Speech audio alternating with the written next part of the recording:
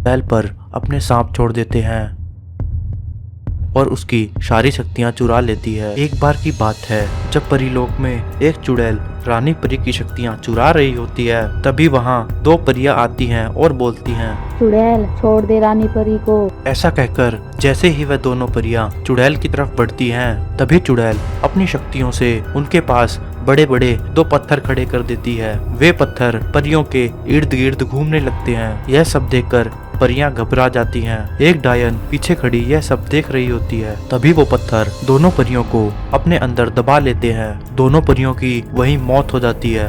चुड़ैल उन दोनों परियों के पास जाती है और उन दोनों परियों की शक्तियां चुरा लेती है। तभी उसकी नजर पास में खड़ी परी की बेटी पर पड़ती है। जैसे ही चुड़ैल उस बच्ची की शक्तियां चुराने के लिए आगे बढ़ती है, तभी वहां डायन आ जाती है और बोलती है, चुड़ैल इसे छोड़ दे।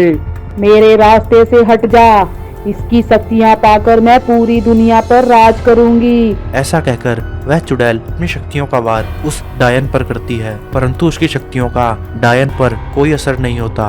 तेरी इतनी शक्तियाँ काफी नहीं है मुझे मारने के लिए। इतना कहकर डायन उस बच्ची को लेकर वहां से गायब हो जाती है। डायन परी की बच्ची को लेकर काली घाटी जाती है और उसका पालन पोषण करने लगती है।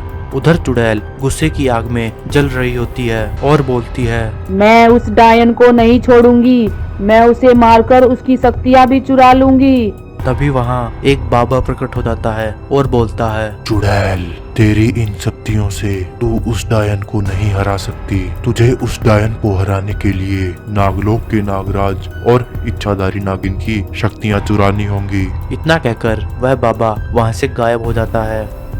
चुड़ैल नागराज और नागिन की शक्ति चुराने के लिए नागलोक की तरफ निकल पड़ती है। नागलोक पहुंचते ही वह देखती है कि सामने से नागिन आ रही है।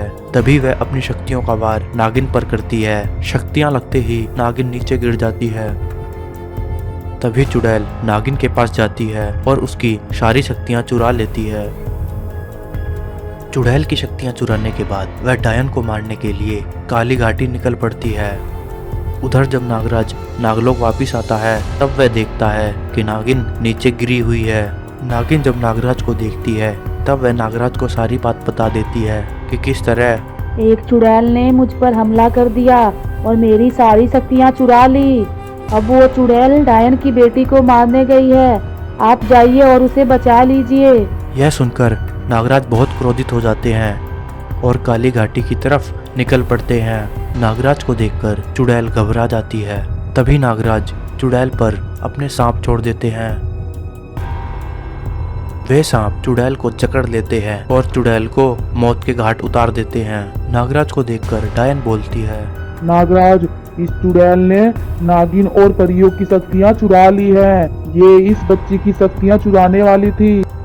डायन की बात सुनकर नागराज परी की बेटी को लेकर परीलोक निकल पड़ते हैं।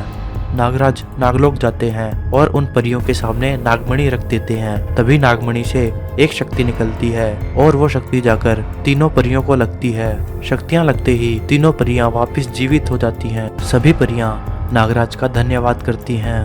बच्ची अपनी माँ को पाकर बहुत खुश होती है। फिर नागराज नागलोक की तरफ निकल पड़ते हैं। तो प्यारे दोस्तों, कैसी लगी आपको यह कहानी? ऐसी ही और कहानियां देखने के लिए हमारे चैनल से जुड़े रहें। धन्यवाद। एक दानव भूतिया नागराज निकलता है। छोड़ दो मुझे। नागिन की बेटी कालिया राक्षस का ध्यान भटकाने लगती है और उसे लेकर एक बार की बात है, कालिया राक्षस और एक सपेरा एक गर्भवती इच्छाधारी नागिन के पीछे पड़े होते हैं। सपेरे जल्दी से इस इच्छाधारी नागिन को पकड़, वरना ये यहाँ से भाग जाएगी। इससे पहले वह इच्छाधारी नागिन को पकड़ते इच्छाधारी नागिन वहां से गायब हो जाती है। तभी सपेरा अपनी बीन बजाने लगता है। बीन की आवाज सुनते ही नागराज मंत्रमुग्ध हो जाते हैं। यह देखकर कालिया राक्षस जैसे ही नागमणि को छूने के लिए आगे बढ़ता है, तभी नागमणि से एक शक्ति निकलती है। शक्ति लगते ही कालिया राक्षस दूर जाकर गिरता है। यह सब देखकर कालिया राक्षस और सपेरा दोनों घबरा जाते हैं।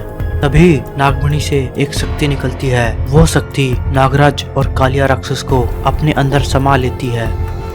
कुछ समय बाद उसमें से एक दानव भूतिया नागराज निकलता है और बोलता है, ये क्या हुआ?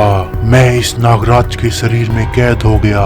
सवेरे मुझे नागराज के शरीर से आजाद कर, वरना मैं तेरी जीवन लीला यहीं समाप्त कर दूंगा। इसके लिए हमें एक हवन करना होगा। सपेरा हवन शुरू कर देता है। तभी हवन में से एक चुड़ैल बाहर निकल कर आती है और बोलती है, सपेरे, मैं तेरी सहायता जरूर करूंगी, लेकिन तुझे मुझे नागिन की बेटी लाकर देनी होगी। अगर नहीं ला पाया तो 21 साल तुझे नागराज के शरीर में कैद होकर रहना पड़ेगा। यह सुनकर कालिया राक्षस और सपेरा नागिन को ढूंढने के लिए निकल पड़ते हैं। धरती लोक पर इच्छाधारी नागिन और उसकी बेटी घूम रहे होते हैं। तभी वो देखती है कि सामने से नागराज आ रहा है। नागिन उसके पास जाती है और बोलती है, नागराज, आप आ गए हो। तभी वो भूतिया नागराज अपनी शक्तियों का वार नागिन पर करता है। शक्तियां लगते ही नागिन वहीं गिर जाती है। ए नागिन, मुझे तेरी बेटी दे दे, मैं उसे चुड़ैल को सौंप दूंगा, तभी मैं इस नागराज के शरीर से आजाद हो सकता हूँ।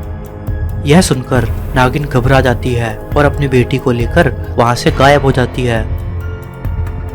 फिर वह साधु बाबा के पास जाती है और साधु बाबा को सारी बात बता देती है। हे बाबा, हमारी सहायता करो। वो दुष्ट कालिया नागराज के शरीर में घुस गया है और मेरी बेटी को मारना चाहता है। साधु बाबा अपनी शक्तियों से देख लेते हैं कि ये काम उस नागमणि से हुआ है। बेटा, हमें वो नागमणि चाहिए। तुम किसी तरह कालिया राक्षस का ध्यान भटकाकर यहाँ ले आना। उसके बाद हम नागराज को उसके शरीर से आजाद करवा देंगे। नागिन नागमणि ले आती है। नागिन की बेटी कालिया राक्षस का ध्यान भटकाने लगती है और उसे लेकर साधु बाबा के पास आ जाती है। कालिया राक्षस के वहां आते ही साधु बाबा उसके सामने नागमणि रख देते हैं। तभी नागमणि से एक शक्ति निकलती है और वो शक्ति जाकर भूतिया नागराज को लगती है। शक्ति लगते ही भूतिया नागराज चिल्लाने लगता है, छोड़ दो मुझे।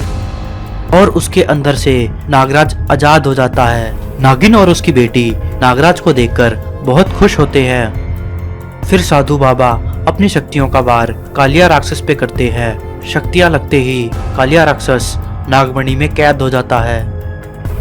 यह सब देखकर सपेरा घबरा जाता है और वहां से भागने लगता है। नागराज अपनी शक्तियों का वार उस सपेरे पे करते हैं और उस सपेरे को वहीं मौत के घाट उतार देते हैं। फिर नागराज इच्छाधारी नागिन के साथ अपनी बेटी को लेकर नागलोक की तरफ निकल पड़ते हैं। तोप के परखच्चे उड़ जाते हैं और वो फायर ट्रक को उड़ा देते हैं। नागराज अपनी शक्तियों का वार उस पागल साइंटिस्ट पे करते हैं। उस तोप के वार से नागराज घायल हो जाते हैं और साथ में जलपरी को भी कैद कर लेता है। दूर कहीं पहाड़ों के बीच एक तालाब था। उस तालाब में एक जलपरी अपनी कुछ मछली सहेलियों के साथ रहती थी। वो सभी मछलियां सुनहरे रंग की थी। जलपरी के पास बहुत सारा सोना, चांदी और खजाना था। वहीं उन पहाड़ों के पास दुर्जनपुर नाम का गांव था। उस गांव में एक खतरनाक साइंटिस्ट रहता था। वो वैज्ञानिक तरह तरह की नई नई मशीनें बनाता रहता था। उसके आविष्कार बहुत ही खतरनाक थे। एक बार वो साइंटिस्ट पहाड़ों में नई नई खोज कर रहा था। तभी उसकी नजर तालाब में खेल रही जलपरी पर पड़ती है। वो देखता है कि तालाब में एक जलपरी बहुत सारी सोने की मछलियों के साथ खेल रही है। उस साइंटिस्ट के मन में लालच आ जाता है। वो सोचता है, हे भगवान, इस जलपरी को मैं सारी जिंदगी ढूंढता रहा, परंतु ये मुझे कहीं नहीं मिली। मुझे लगता है आज मेरी किस्मत खुल गई। ये जलपरी तो बहुत बड़ी है और इसके पास बहुत सारा खजाना भी है। इसको पकड़ने के लिए मुझे कोई योजना बनानी होगी। यह सोचकर वो साइंटिस्ट गांव की तरफ निकल पड़ता है। उधर गांव के कुछ बच्चे गांव की बस में पिकनिक मनाने के लिए निकले होते हैं। तभी उस बस के ब्रेक फेल हो जाते हैं और वो बस उस तालाब में जा गिरती है। सभी बच्चे चिल्लाने लगते हैं, बचाओ बचाओ बचाओ, नागराज हमें बचाओ, हम डूब रहे हैं, कोई हमारी सहायता करो। बच्चों को डूबता देखकर जलपरी के मन में दया आ जाती है। वो तुरंत वहां आती है और बच्चों को बचाने लगती है। वो एक एक करके बच्चों को नदी से बाहर निकालने लगती है। तभी वहाँ नागराज भी आ जाता है। नागराज भी बच्चों को एक एक करके उस तालाब से बाहर निकालने लगता है। वो दोनों मिलकर सभी बच्चों को बचा लेते हैं। सभी बच्चे उनका धन्यवाद करते हैं। उधर नागराज जलपरी से बोलता है, हे जलपरी, आपने इन बच्चों की सहायता करके बहुत बड़ा एहसान किया है। भविष्य में कभी भी आपको मेरी आवश्यकता हो तो आप मुझे याद कीजिएगा और मैं तुरंत वहाँ आ जाऊंगा। ये कहकर नागराज वहाँ से चला जाता है। उधर गांव में साइंटिस्ट जाके सोचने लगता है कि अगर मैं तालाब के सारे पानी को सुखा दूं, सभी सोने की मछलियां मेरी हो जाएंगी और साथ में जलपरी भी मेरी हो जाएगी। फिर मैं उसके खजाने को भी हड़प लूंगा। यह सोचकर वो एक बहुत बड़ा फायर ट्रक बना